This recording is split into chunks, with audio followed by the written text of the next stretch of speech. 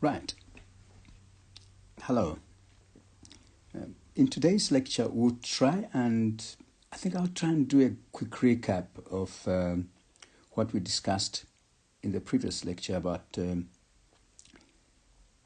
volume and surface area of a cylinder. I think there was a misinformation somewhere where a number of you emailed me back and said I was probably not correct on the formula.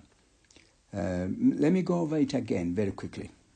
Now let's start by looking at the surface area. Now you have to realize that the surface area of a cylinder would be made up of two circles, because if you would realize that a cylinder is in actual fact a rectangular body that has been curled up.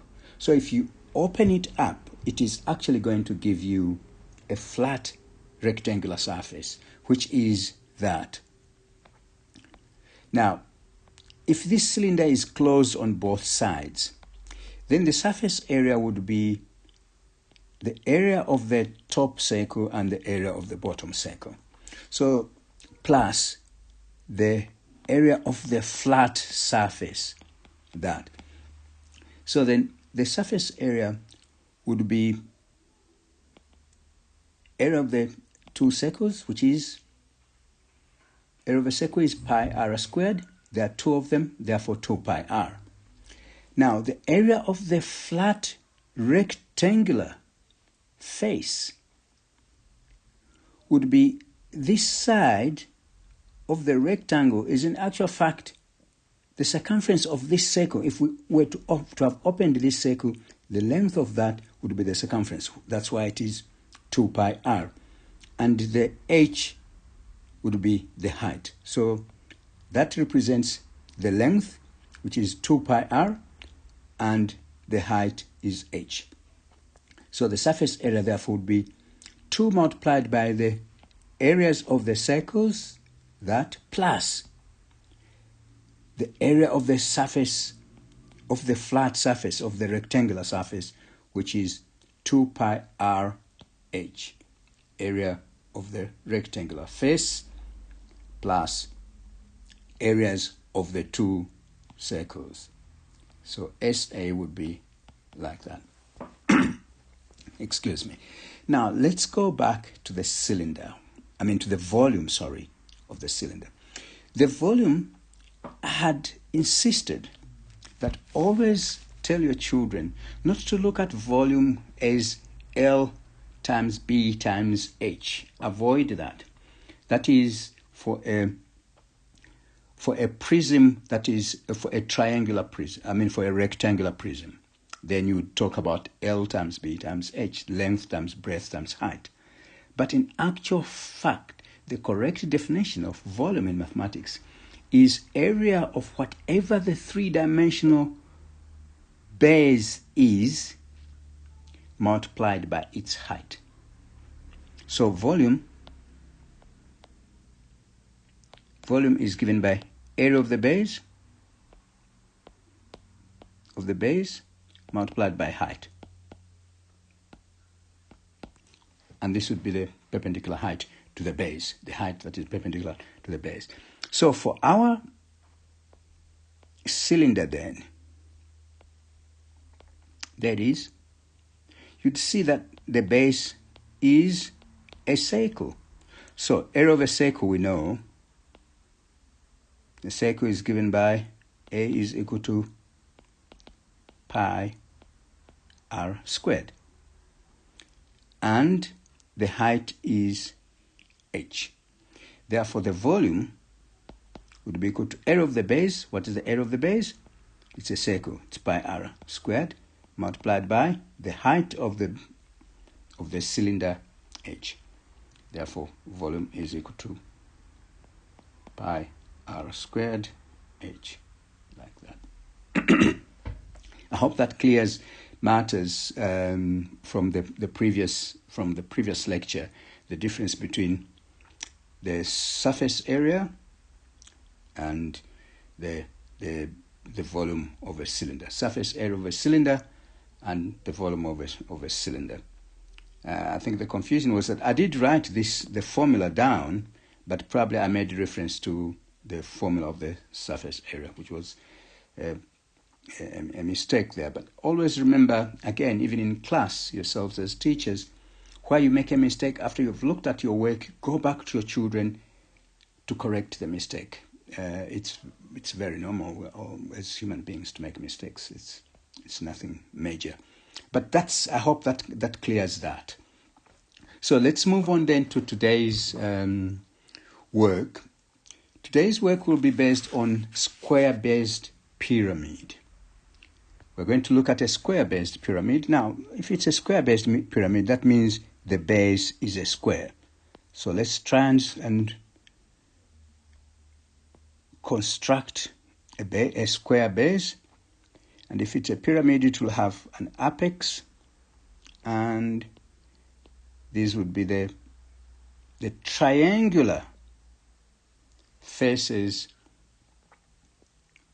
of the pyramid. Now, if it is square based, that means it's going to have, if we opened it up, the surface area, if we opened it up, would be like that.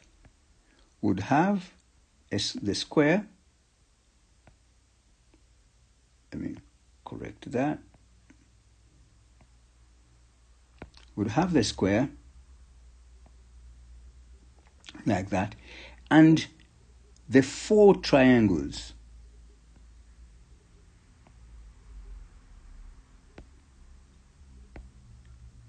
Square and the 4 triangles.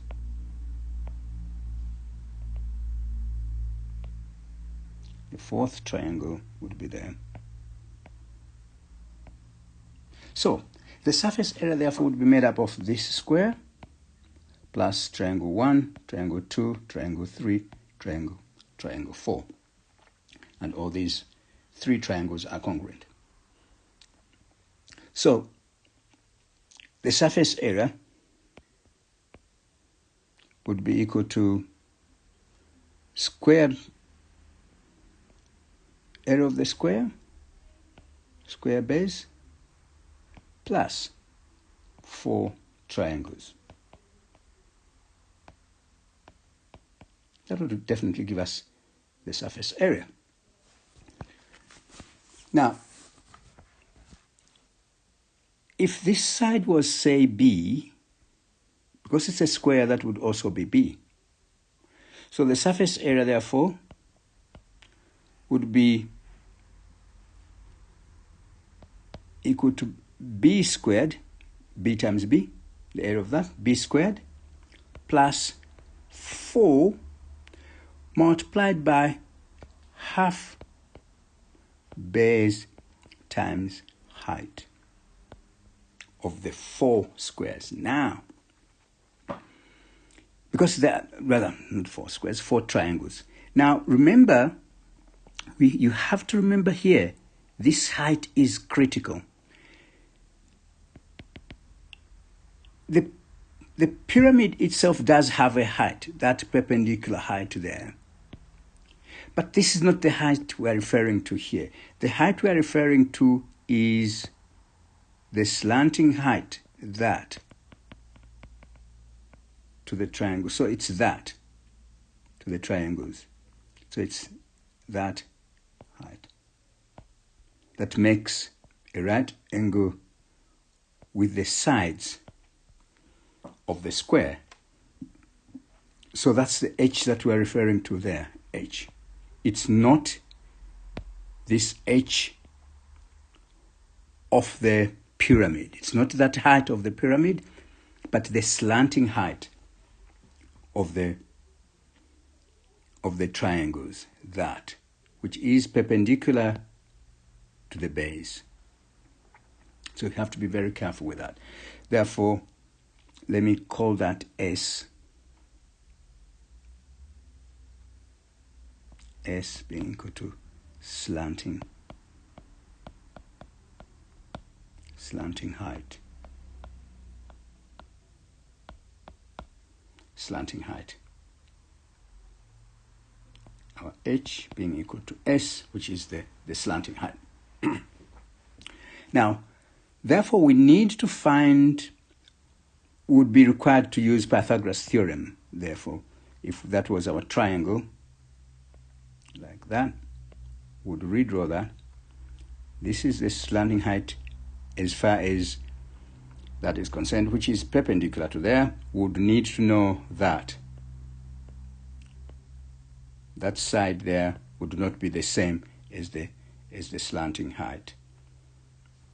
So would find the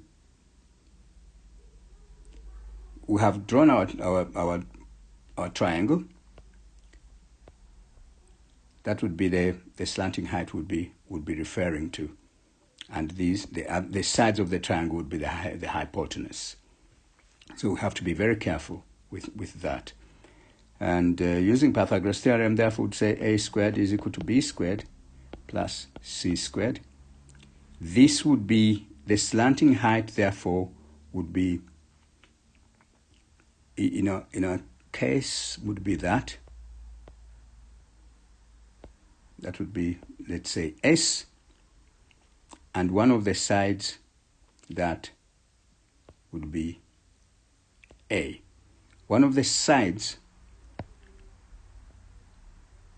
of the triangle would be in actual fact, the hypotenuse.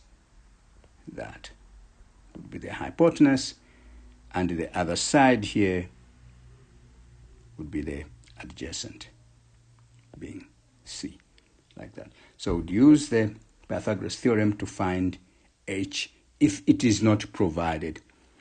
That's the only way we would be able to find the total surface area of the square-based pyramid. But the formula is b squared, because the base is a square, b times b squared, plus 4 of the triangles that make up the 4 of the triangles, let me use that, different, 4 of the triangles that make up the square-based pyramid. Okay, that's that. Then let's move now. The next part that we'll look at is its volume. I'll try and redraw the pyramid, our square-based pyramid, and discuss its volume.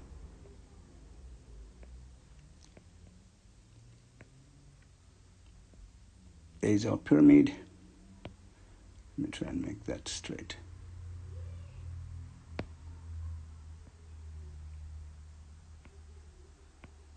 There's our pyramid, and again,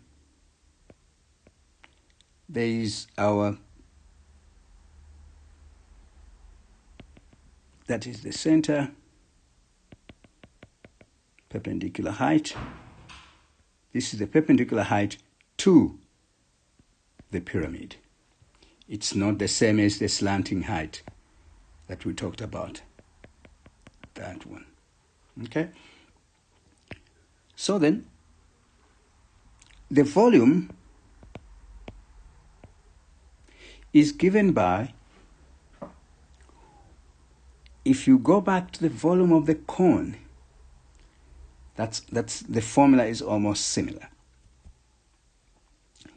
It's 1/3 area of the base, 1/3 area of the base. In this case, it's a square, multiplied by the height of the pyramid. Not the slanting height of the 4 triangles that make up the pyramid, but this one is in actual fact the height of the pyramid. So And it's that height there that we're referring to. The perpendicular height to the pyramid. The one that goes straight to the center of the pyramid, from the center of the square straight up to the vertex of the pyramid. So if we are to rewrite the formula, then it would be V is equal to 1/3 B squared H, where H refers to that height and not the slanting height. Now, there is a way in which we can prove how this 1/3 came about. It's not part of this course. You will not be required to do that, but you would notice that it, in actual fact, comes from the fact that the square-based pyramid, in fact, culminates from a cuboid. Let me see if I can. It's not easy to illustrate this, but I'll do my best. So if we have a cuboid, again, remember you will not be required to illustrate this to your students, and they just need to probably know the formula. If we have a cuboid like that, and we were to slice it into we were to make cubes out of it. In fact, this is how it would appear like. That would be the center. So there would be that cube, rather, not a cube, but square-based pyramid going to there. From the center again, would have another square-based pyramid going out. From the same center would have another square-based pyramid, and from the same center would also have another square-based pyramid. So would end up having, in actual fact, 6 pyramids. There will be 6 pyramids there. That would all be converging at that center, like that. So the one that we have here, therefore, is one of the 6 square-based pyramids, because these squares would form the base and they will all be meeting at that center there. So because there are 6 square-based pyramids, one of them, therefore, would be one area, therefore, volume, would be 1 of the 6th area of the base. Now, remember that the volume of a cuboid would be, if this was B, let me say, if this was B and that was B and the height was B, volume would be equal to B times B times B, which is, in essence, is B cubed. And therefore, our volume here, I would rather use black. Let me erase that. Our volume, using black, our volume would be of one of them. That is, volume of one, let us say that, the one that goes to that center. Our volume of that would be, because there are how many? There are 6 of them, would be 1/6 of B cubed multiplied by its center, H.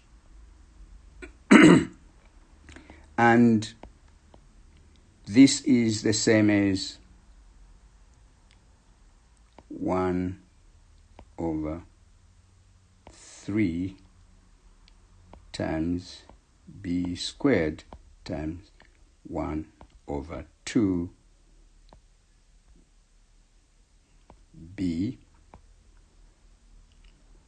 All I've done is I've converted 6 to be the same as 3 times 2, and b cubed to be b squared times b, which is the same as b cubed.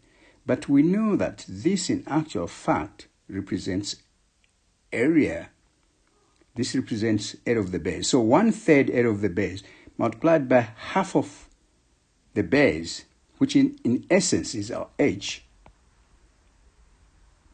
Therefore, that's where our formula comes from, as 1/3 area of the base, 1/3